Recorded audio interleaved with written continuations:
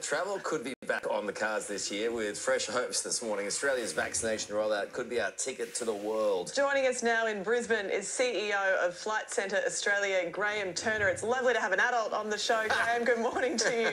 So much speculation, of course, over this. When do you think we will realistically see the return of some international travel? Yeah, a really good question.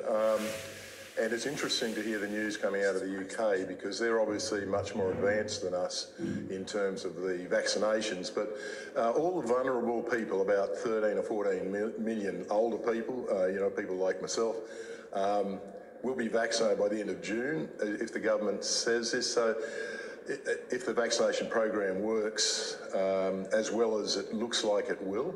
So after June, one of the realities of this is the virus is going to be around.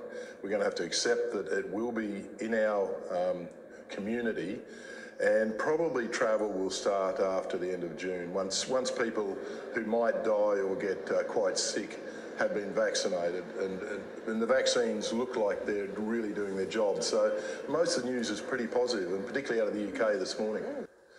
Yeah, look, I think there's no doubt that to travel to most countries, you will need to be vaccinated.